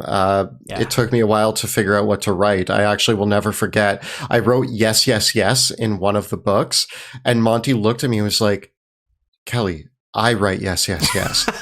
And I was like, well, what do I write? And you were like, what's the worst that could happen? And I was like, oh, that seems obvious. And I'll never forget writing yes, yes, yes. And you being like, what like, I don't know. It was fun. Yeah. But it was a real pleasure to actually get to meet some people in person that have been following the show and watching things and take some selfies and all that good stuff. Like it really was mind blowing. Everyone that did come up to us. If you are listening to this and we met you at Gen Con or Fan Expo, I just want you to know how special that was for us. It was an honor to get to meet you. And I really treasured those interactions, those moments, and to everyone that did come up to us, talk to us, ask us to sign copies of the book. It really, we were, both Kelly and I were fighting back the tears at how flattered and humbled we were by that experience. So thank you. Yeah. Moving on. Aww. No. You okay? I'm good. I just have very fond memories of meeting fans is wild. You spend so much time online that it's such a different world when you actually get to see people in person and actually engage with people who really like your work. And it's just really heartwarming. Cameron Hatch asks, I'm a bit behind on the Drakenheim campaigns. Do we get Saul Jackson in your source book? Yes. Yep. And he's going to have artwork. Writing Saul Jackson's just little tiny bit of lore was actually very emotional. I didn't realize what a deep character he was until we fleshed him out. And then I was like, oh, Saul, I hope you do well. More on that when you get the book. Warren Rawlings wants to know, what other projects have we backed on Kickstarter? Any you wish you backed or bought into more? Most recently, in the past year, I have backed Stenhardt's Guide to the Eldritch Hunt, Helliana's Guide to Monster Hunting. I backed Call of Cthulhu. I think, was it Dungeon Crawl Classics that did a Kickstarter as well? I backed Level Up 5th edition. I backed, oh my god, actually I'm starting to lose. I think I would actually have to look it up now to look and see everything that I backed. In other words, there's a lot. I backed, I mean, this is the whale in the room, but I definitely backed the Avatar The Last Airbender tabletop game, just because I'm a huge Avatar fan, love it to death, and was just really excited about that. I also backed Mothership on Kickstarter. If you guys don't know about Mothership, it's a rules light system that's a dark space RPG, which is a favorite theme of mine. And I bought the Alien RPG, and my notes on the Alien RPG is it's incredible. But it is as in-depth as getting into Dungeons and Dragons, which can be a lot to consume. It's like a whole new way of looking at systems that's pretty intense. It's very rules heavy. So although I love Alien RPG, it's hard for me to grab a group of friends and be like, let's play a game. Whereas Mothership presents itself much more as something that I could do the same themes with, but I can easily grab a group of friends, more like Monster of the Week, and just say, let's run Mothership. So I'm really excited to get my hands on that one. Yeah, we've really been meaning to get some other to do some streams with some other RPGs on here. there's a long. It's more of a deciding what ones is it going to be and who are we going to play with. So you know that I think would be a cool thing. I actually wonder, Kelly, if instead of us trying to run another RPG, what if we reached out to somebody else that is streaming that RPG and asked them if they would run a one shot for us that we would host on the channel? I Like, and who could we reach out? Like, if you have any suggestions of people that we could reach out to that might be interested in doing that, that would be kind of cool. Because then we would play, right? I have two things to say about that. Number one, yes, because I want to play in more stuff. But whether it's Monster of the Week or Mothership, I do have the goal of someday running a second stream where I tell my own story. But I love D&D, and it's my heart and soul is in D&D, but I also really love the idea personally of writing either a space horror or modern monster horror using one of those two systems. I've had so much fun running Monster of the Week, even my little stories, that I'm wondering if I have a plan to reuse. If you guys watched the most recent 2-shot of Monster of the Week, I did have this grand plan of using the town as the setting and telling a bunch of little stories in the town. When that's going to happen, I don't know. Every time that I've ever sat down and started to prep it, we've landed a book deal and I've had to write a new book. And then that gets put on the back burner. So I have no idea when that'll happen, but I hope to run something someday in either a space horror or modern horror setting.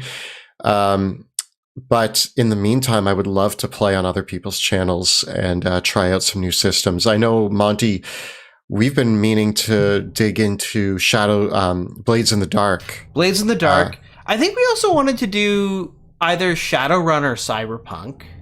We're both on the high on the list. I mean, Call of Cthulhu is also very high on the list. I also want to do something Cypher System or Numenera. I'd really be down for doing one of those.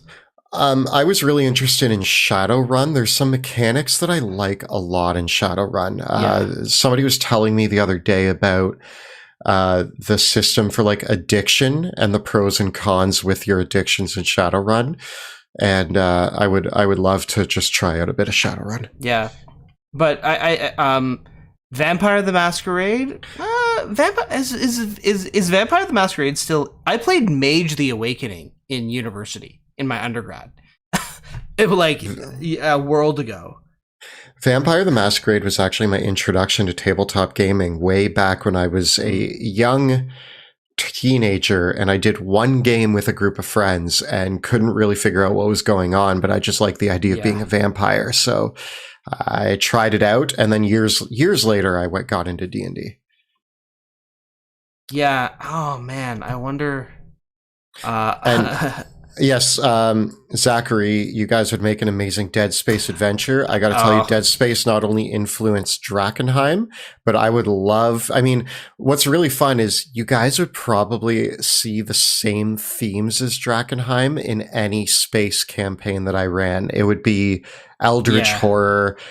Dead Space meets Mass Effect, and if you don't think Mass Effect is an Eldritch horror, look deeply at the story. It is definitely Lovecraftian in its themes, and I think that the combination of Dead Space and Mass Effect is exactly where I would want to land in a space campaign. The other night, for some reason I watched a compilation of all the death animations from the Dead Space games. Oh my god! And I don't know why. Like, I don't know what possessed me to do that. Did it include the needle in the eye scene, even though that's not a death? I don't think I did get that one. The one that really disturbed me the most was the is it when the divider rips your head off and takes over your body? Oh man. I'll never forget, there's a moment in Dead Space where you need to inject yourself and you go into a machine that like holds your eye open, and they show like it's just I watched the whole thing, but I was doing it in like the dear God, why am I watching this happen? There's something visceral about being in control of the character that makes horror much more intense. And Dead Space was a ride. If you've never played, I think the first one still to me is easily the best. That opening scene in Dead Space, there's a moment in the very opening where you don't have any weapons and you encounter your first monster. And I ran to the elevator thinking it was going to work like most video games where the elevator doors closed and I was like, oh, I'm safe. And then the monster slams in and starts prying the door open. And I just was like, what do I do? What do I do? What do I do? Never have I freaked out more than in that moment. Yeah. Just so good. Those games are so good. The creature design is phenomenal. A lot of inspiration. It just is, right? And like, it's one of those things where like, as soon as I think that's why like I love stuff like The Thing and everything like that. And it's really hard to quantify it in like, I think the thing that I've always wrestled with, and we found this when we were making like the Delirium Dregs and the Haze Hulks, is there's really no limit to what could happen to the body and like what kind of creatures. My and this is like the thing that I've wanted to do, which is always hard because the process doesn't usually work this way. I've always wanted to just ask a bunch of artists, draw me your most insane, like Dead Space, The Thing, like Halo Flood monster, like body horror mutant monstrosity. Like just draw it, and I like let your imagination go completely wild, and then I'll make stats for it. Yeah. I mean, I draw inspiration for Drakenheim. You can tell a lot of it comes from H.P. Lovecraft, but also like the most recent, mostly actually, I'd say Resident Evil 7 was a really good lesson in body body horror meets cosmic horror. There's a lot of weird stuff going on in Resident Evil 7. I was very happy. I'm talking a bit about video games here, but these are massive influences on me, so I just want to like give them some credit. I was really happy. I gave up on Resident Evil after 6, and then I saw that they went first person, and I was like, I shall not buy these games. And then my friend, when 8 was coming out, was like, did you play 7? And I was like, no. And he was like, go play 7 right now. Right. And I was like, okay, fine, I will. And it ended up being 7 and 8 are probably tied for my favorite Resident Evil of all time. I thought that the switch to first person actually was a huge service to the game. And they are terrifying and really full of exactly the type of horror that Monty and I are capturing in Drakkenheim. I just have to say, it's not a horror game at all, but I've really been binging Satisfactory, which it's a very peaceful factory building game that just happens to have horrific spider monsters that like you'll just be like, oh, this looks like a nice calm meadow, and then it gets dark and you hear the clattering noises of their awful limbs and they jump out at you, and like it's terrifying, and it's made all the more terrifying by the fact that the game has an arachnophobia mode that replaces the graphics. These spider monsters are so horrifying that that the game has a toggle to replace them with gifs of cats to cover them over, but somehow the gifs of the cats succeed in being more terrifying than the spiders. Somebody asks when we're talking about The Thing, do we mean Fantastic Four or movie? I hope we all know that we're talking about the movie. If you haven't seen The Thing, the original, not the remake. The remake is okay if you're really, really into it. But the original with Kurt Russell is probably my favorite horror movie of all time, and massively, massively inspired us for everything that you find in Drakenheim. Adam Archer is asking, what are your thoughts on combining Drakenheim with Spelljammer? My thoughts on combining Drakenheim and Spelljammer are, on the surface, that sounds like putting ice cream on pizza. But Dairy Queen has amazing ice cream pizzas. So if you find the way to actually combine the elements in the right way, I think you can really make it work. But what that requires is making ice cream pizza work. Means, oh, well, we're going to take the cheese away. We're going to take the bread away, and we're going to replace the bread with rolled up cookie dough Oreo deliciousness, and the cheese with like whipped cream topping or something like that. So like, in order to combine Drakenheim and Spelljammer, you're going to have to decide what are the things that you're going to remove from Drakenheim, and what are the things that you're going to remove from Spelljammer and put together. So it's kind of like this whole exercise, and you're not, because there's elements of Drakenheim that just, again, I think it came to this question from before of like, why aren't the planes a bigger factor in the world of Drakenheim? It's because it's about a human conflict. It's about a human scale conflict in the face of a cosmic universe, right? So with Spelljammer, you have this massive universe to explore, right? It's about going out into space and going from planet to planet to planet to planet, and that's this huge scale exploration. Whereas Drakenheim is about exploring a little city and the politics surround a little city, a single city. So like, you have this opposition in scale, because Drakenheim is about zooming in and getting down in the dirt in the single city, whereas Spelljammer is about being everywhere and going all around the world. So how do you square those oppositional ideas? I don't know. You know what I mean? Like, do you decide, oh, I'm just going to put Drakenheim in space, and we're still just going to fundamentally explore a city. We're not going to get on the ships and go around, right? You can make the city a space like station city, but I don't know. I have like loose ideas, but really you're just taking elements like delirium contamination and all of that and popping them onto like something like a space station or a new planet. Yeah.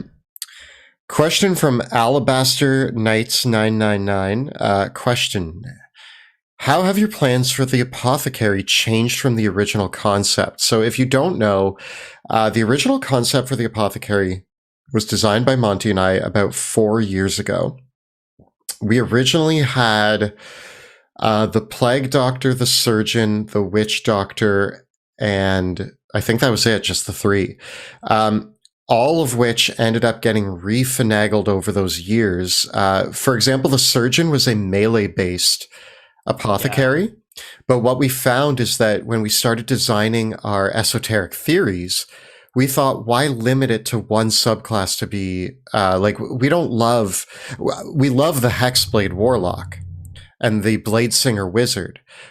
But we don't necessarily love that it's like, oh, you want to try melee? You have to do this very specific thing. So what we did is with the esoteric theories, we picked apart almost all three of the subclasses and took some elements of them and put them into new subclasses and took other elements and made them esoteric theories. So those first three subclasses got totally torn apart. The Plague Doctor, we also, for example, we decided was an overdone trope.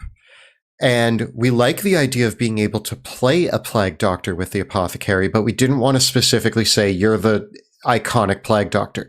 So what we did is we grabbed some elements, made them esoteric theories, and then made the Pathogenist, which is more open-ended. If you want to play a Pathogenist as not a Plague Doctor looking character, you totally can.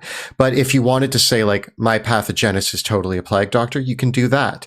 The Surgeon, we want all apothecaries to be able to take the esoteric theories to be melee combatants. And I think the Witch Doctor got refinagled into both the Mutagenist, the Exorcist, and the Reanimator, because we just had too many ideas for it that weren't gelling together, and it ended up just getting totally dissected and turned into other things. So the original was 3 subclasses. We had very loose ideas and concepts. We didn't even know exactly. I think they originally had like a spell book like the Wizard. Yes. And we were thinking of doing full spell casting. And then we started talking about Warlock spell casting and how that gelled with things and refinagling bits and pieces of it. I don't know if you have any other memories of our journey, but that's kind of what I remember. Yeah. Yeah. No, I think that the the other thing is that we created a lot very quickly, and then as soon as we got the chance to play a few things started. What was an esoteric theory and what was a subclass changed very quickly. Yeah. And we still might finagle around with some of that. Crown Lexicon wants to know, how would you mix the arcane and divine in the world of Drakkenheim? Could you have a paladin sorcerer or a cleric wizard? The author of the Song of Fire, the holy text of the faith of the Sacred Flame, was a mageborn. Had both divine spellcasting and arcane spellcasting powers. This is not something that you would hear that's not something that many of the Flame Keepers would ever tell you, but it is truth. Yeah, in our world. So, okay, 2 points that I want to make based on what Monty just said. In our world, Mageborn can learn to cast arcane spells. Usually they either appear as sorcerers or wizards. Some that have maybe Mageborn traits can appear as other things that don't quite learn their skills fully. Whereas divine is something that you need to meditate, practice, and be very faithful to in order to unlock those potentials. So you could have a Mageborn character who spent the years meditating, worshipping, and studying to become part divine. And to go back to the possible divine sorcerer who penned the Song of Fire, we filled the lore with tons of stories that answer the question, what happens with this type of character? Another one we get all the time is, are bards mageborn? We actually have a great story in the book in the history of Caspia that details a Caspian prince who won the King's Moot and was a bard.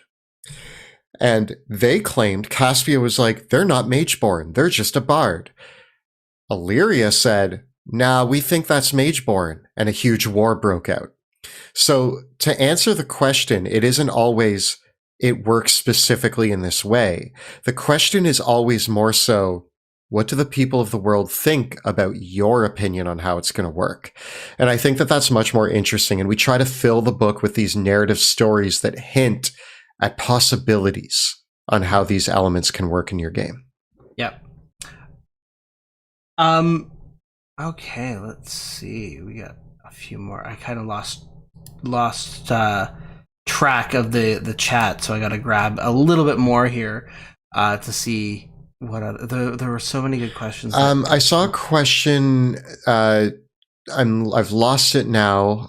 It was about other types of horror in a Drakenheim campaign. I'm sorry, I can't find the question. Travis asked, okay, is Drakenheim only focused on Lovecraftian and cosmic horror, or are there other types mixed in there, gothic, psychological comedy? I mean, there's a lot of gothic inspiration in the architecture of Drakenheim, so you can definitely see that, and we've jumped into those sorts of things. I think that we definitely pair in our playing of Drakenheim a lot of comedy against the horror. I think in Sebastian Crowe's, we actually diverge from cosmic horror a little bit. One thing to note is the elements of cosmic horror that we wrote into this book come from the meteor hitting Drakkenheim and delirium. So as you move further and further away from the middle of Westamar, you get less and less cosmic horror. We do detail some gothic horror tropes, like what vampires might be up to in our world. We detail some eerie elements in other nations that are going on, like what's happening in the dungeons of Nox. Some interesting things in the... I don't know if you consider Jurassic Park scary, but there's elements in Terrain that play on big monster horror. And Caspia is full of comedy. When you read the Caspian lore, it's injected with a fair dose of comedy. But I also think that the horror of war is a recurrent theme in the setting as well. So in that element, like the fact of like, there's almost kind of like, there's times where we've written this book where I've been like, is this a little too real? You know what I mean, in the way that we Yeah. write about the politics of the setting, and that element of like the inevitability of war and the human conflicts that are always at the core of the setting, because that's a bit of to me, that's a horrifying element of humanity. Maybe you might agree or disagree, but I do think that is a current theme there. Yeah. Yeah. So yeah, lots to explore in the new book. Yeah. Any info on the sorcerer subclass? We do currently have a video on our channel that talks loosely about it. The sorcerer subclass is the contaminated soul sorcerer, and they get to manipulate contamination in interesting ways and cause arcane anomalies through their spellcasting. That's kind of the general theme of the sorcerer. Yeah. Alabaster Knights wants to know what's next for Drakenheim. What do you plan to do going forward with the setting? And I think that's a really cool question to end on, actually. Yeah. We have to finish this book first. yeah. That's important. We still have to go through playtesting, and then that's going to involve some rewrites. Yeah. But Monty and I did just have a meeting the other day to talk about the future of Drakenheim, and I don't want to give too many details because a lot of it is just literally Monty and I scribbled on some pages, almost like Charlie from why am I drawing a blank? Charlie with the board with the red, like the pins and the red string. Yeah. We're at that phase where it's like, what if this connects to this? And then we do this. We have aspirations of doing more books that expand on Drakenheim in both a DM possible campaign capacity, as well as additional books like Sebastian Crowe's, maybe monster books, maybe other things. There's a lot of ideas floating around, but just as well, Monty and I are interested in eventually spreading our wings and seeing what else comes to us outside of the world of Drakenheim. But I'm always torn on that because Monty and I created such a rich world, especially with this new book. After writing all the lore that we did, I'm just like, oh, damn, I have so many stories that I could tell in this setting. And I think we could always revisit and tell another Drakenheim story. I hope, yeah. I feel like out of that conversation, we got the idea of two campaign premises, one that Kelly would run, one that I would run, that we could pitch to Jill and Joe and see what they're interested in. And they're very different. They explore other elements of the world. We've talked about the Far Continent, and one of those ideas was actually a campaign set there, to really just open up the world. So very different from the conflicts in Drakenheim. So where we go for the world of Drakenheim, I don't know. And I think probably, to be perfectly honest, like we had a few questions in chat about like, what about the story of Sebastian, and is all that going to be revealed? Probably the season 3 is probably going to take us a year to wrap up at the very least at this stage. So hopefully in good time, several of these mysteries might be explored in the show before they get revealed, like in the book. That's ideally the way that we want to do these things, is that we get like, not to say anything, but like it's kind of important to Kelly and I that any of the really big mysteries of the setting get revealed on the show, and the book is not the first place where we reveal those things. Yeah. Right.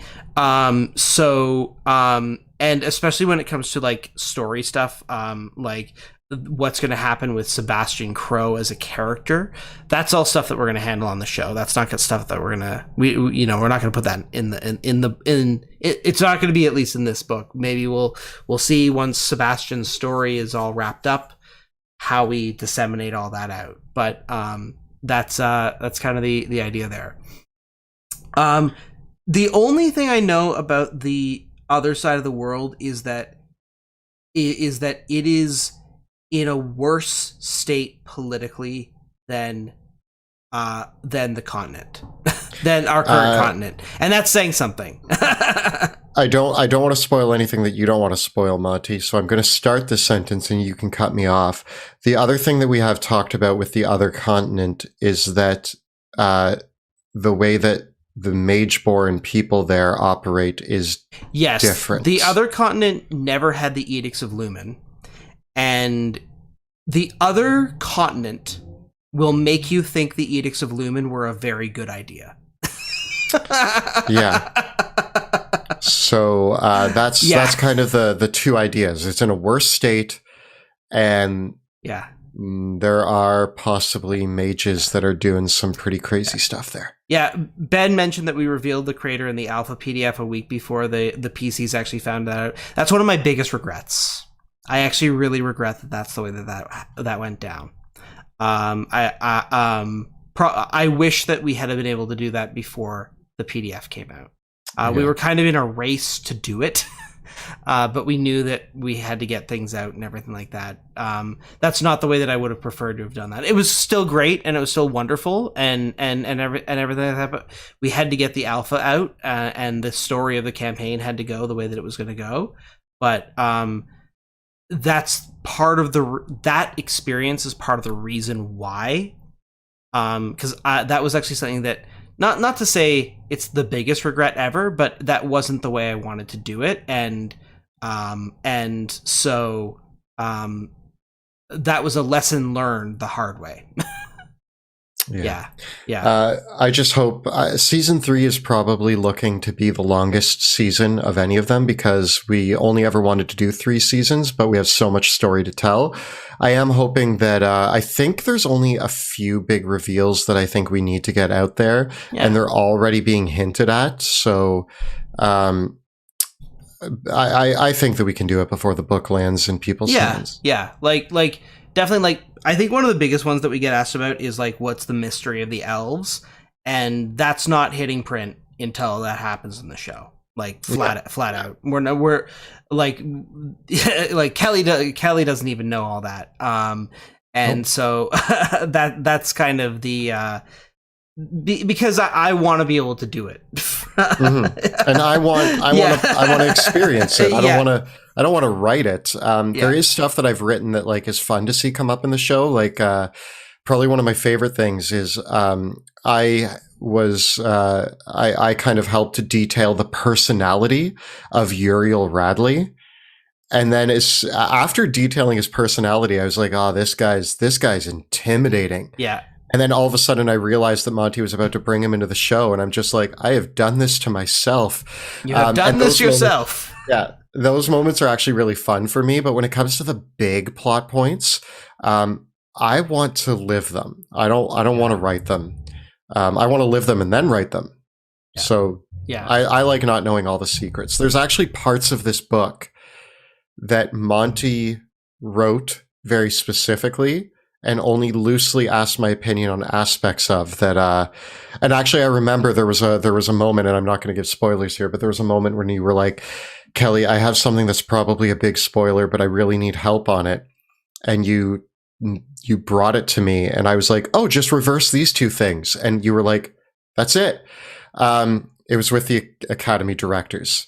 Yeah. And but like, I also feel like I haven't removed my enjoyment by knowing those because I already had a very, very good idea on those secrets as well because you had alluded to them and I know you. It wasn't a big spoiler, but that was about it. Yeah. Well, we're at 8:00. This was a wonderful time. For any of you that still have any questions, particularly those of you that were watching, the few folks in chat had questions about how the pledges work and how the how the backer kit and the pledge manager will work after the campaign. You can always send a message to us on Kickstarter or on the Ghostfire Gaming Discord server, which is linked in the description below if you have questions about those kind of business sort of things or what's included in different packages. We're ready to answer those, and there's an FAQ as well on the Kickstarter page that answers many of those questions too.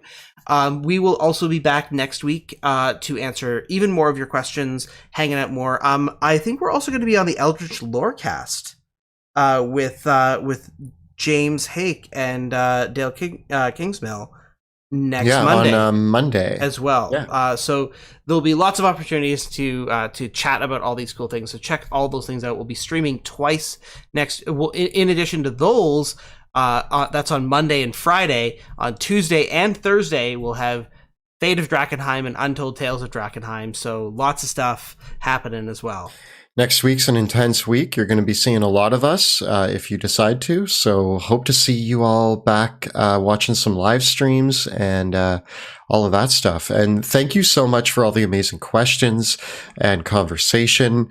And just thanks for being here. It's always so fun to get to talk about our projects. And Monty and I are really proud with all of the writing that we've done on this project and really, really excited to get to share it with you. And the positivity around the new subclasses, the new class, it's been really amazing. And we're just so thankful to have such a great community backing us up. So thank you. Yeah, thank you all so much for watching. Check us out, Drakenheim.com for the Kickstarter links. As always, we also have our Patreon, which you can sign up for as well at patreon.com/dungeon_dudes. Get on our Discord server, chat with us. We actually have our writer's room on there as well. And our homebrew workshop is coming back next month as well. So lots of fun stuff on our Patreon too. Thank you so much.